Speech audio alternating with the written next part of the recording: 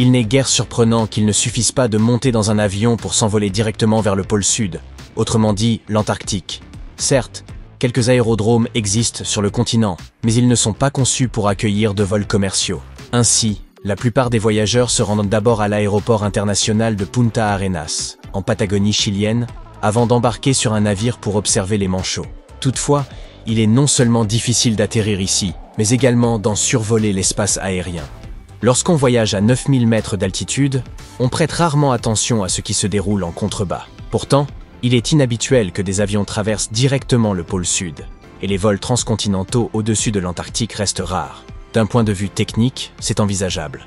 Comme mentionné précédemment, des infrastructures aéroportuaires existent. Toutefois, celles-ci restent extrêmement limitées. Le manque d'aéroports et de stations de ravitaillement ne permet pas d'assurer de liaisons commerciales régulières, rendant toute exploitation aérienne particulièrement complexe dans cette région isolée. Par ailleurs, seules quelques missions de fret ou de transport desservent l'Antarctique, principalement pour répondre aux besoins des rares résidents qui y vivent à l'année. À cela s'ajoute l'impact des conditions météorologiques qui contribuent à l'augmentation des coûts. L'exemple le plus parlant est sans doute la nécessité, pour les pilotes, de suivre une formation spécialisée. Un autre facteur limitant réside dans les normes ETOPS, ou standards de performance d'exploitation de bimoteurs à autonomie accrue, qui régissent la distance maximale à laquelle un avion bimoteur peut s'éloigner d'un aérodrome. La rareté des infrastructures en Antarctique complique considérablement le respect de ces exigences.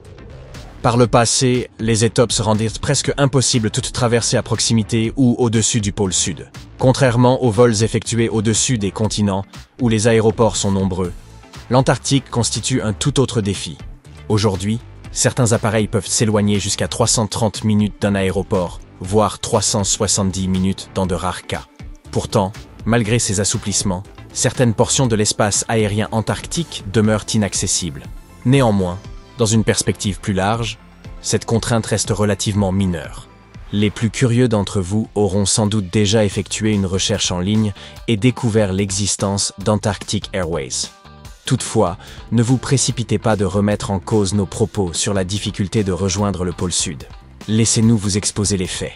Antarctic Airways se présente comme le vol transcontinental le plus exclusif au monde. Mais ne vous imaginez pas pouvoir simplement réserver un billet à votre convenance. Pour commencer, la compagnie ne dessert principalement que l'île du Roi-George de décembre à mars, ce qui exclut toute desserte annuelle. Mais d'autres éléments rendent ces vols véritablement hors du commun. En consultant leur site web, vous verrez que deux options s'offrent à vous. Une excursion d'une journée ou un séjour avec nuit sur place. Les tarifs débutent à 5 500 $ pour une visite express et s'élèvent à 6 500 $ pour une nuit en Antarctique.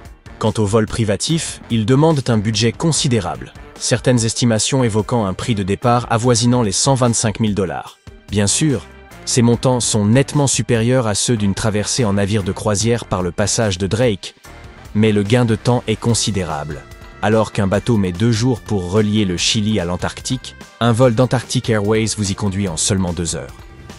Les liaisons aériennes restent limitées, principalement en raison des coûts prohibitifs, du faible nombre de places disponibles et des défis logistiques liés à une destination aussi reculée. Par ailleurs, les conditions météo capricieuses entraînent fréquemment des retards de vol. La majorité des voyageurs optent pour une escapade de quelques heures ou une nuit sur l'île du Roi-George, généralement à bord d'un petit avion Beechcraft King Air 300. Le programme inclut souvent une visite d'une station de recherche et une excursion en bateau pour observer les colonies de manchots environnantes, mais cela n'est qu'un infime aperçu des richesses que recèle l'Antarctique. Une fois à bord d'Antarctic Airways, vous constaterez que l'expérience ressemble à celle d'un vol classique, mais dans un plus petit appareil. Les repas servis à bord ont reçu des critiques élogieuses, et des clichés circulant sur Internet témoignent de leur qualité.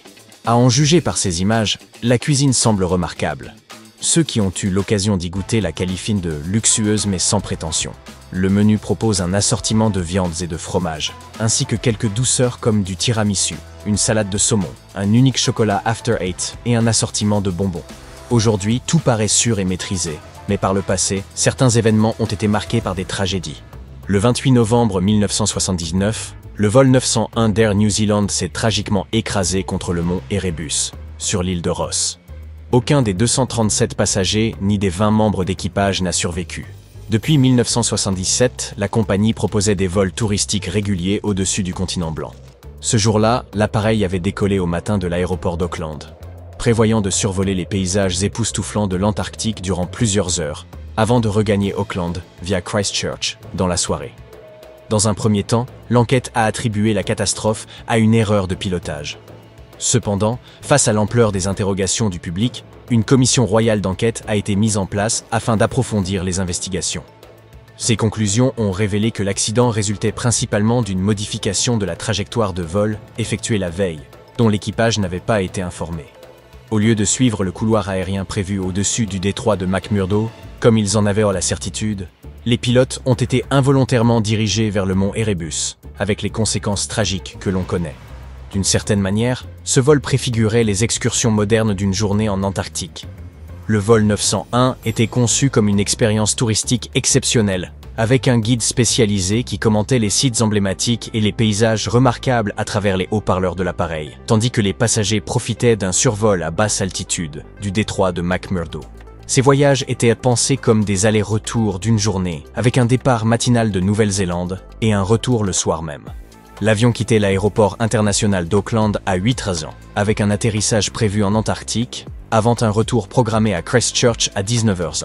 Le trajet total couvrait environ 8700 km, incluant une escale de 45 minutes à Christchurch pour le ravitaillement et le changement d'équipage, avant de parcourir les 750 derniers kilomètres jusqu'à Auckland, où l'appareil atterrissait à 21h.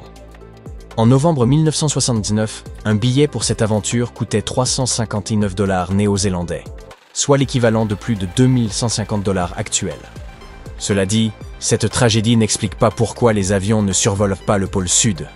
Les véritables raisons sont d'ordre météorologique, réglementaire avec les normes ETOPS et, bien sûr, liées aux manchots.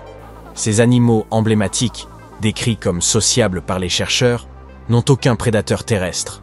Tous se trouvent dans l'eau, ce qui explique leur absence de crainte envers les humains. Le pôle Sud est totalement inhabité, mais abrite une forte population de manchots, ce qui complique sérieusement toute tentative d'aménagement. À l'inverse, le pôle Nord, lui, est bien accessible aux avions. Jusqu'à une époque récente, la compagnie SAS exploitait des vols directs entre Copenhague et Los Angeles ou Tokyo, empruntant un itinéraire passant directement au-dessus du pôle Nord. D'autres compagnies ont adopté cette route, notamment Emirates, qui opérait un vol entre Dubaï et Los Angeles en survolant la région arctique. L'écart de fréquentation aérienne entre les deux pôles s'explique principalement par la répartition de la population mondiale et la présence de terres habitables. Environ 98 à 90% de l'humanité réside dans l'hémisphère nord, contre seulement 10 à 12% dans l'hémisphère sud. De plus, dans cette dernière région, la majorité des habitants se concentrent autour de l'équateur, notamment en Indonésie, en Afrique centrale et au Brésil. En ce qui concerne les vols à destination du pôle Sud, les possibilités restent limitées. Les principales liaisons concernent la Nouvelle-Zélande, l'Australie, le sud de l'Amérique latine et quelques régions d'Afrique australe, notamment l'Afrique du Sud. Il n'existe pas de vols commerciaux traversant directement le pôle Sud, bien que certaines lignes s'approchent du continent antarctique. Une route envisageable relierait Auckland, en Nouvelle-Zélande, à Cape Town, en Afrique du Sud, mais aucun vol de ce type n'est actuellement programmé. Les rares trajets proches de l'Antarctique sont opérés par Qantas et LATAM Airlines, qui assurent des liaisons entre l'Australie, Buenos Aires et Santiago du Chili. En 2021, Qantas a même effectué un détour au-dessus de certaines zones antarctiques, lors d'un vol entre Buenos Aires et Darwin. Plus récemment, en juillet 2023, la compagnie a modifié l'itinéraire d'un vol Santiago-Sydney, afin de contourner de violents vents de face, en passant plus près du continent gelé.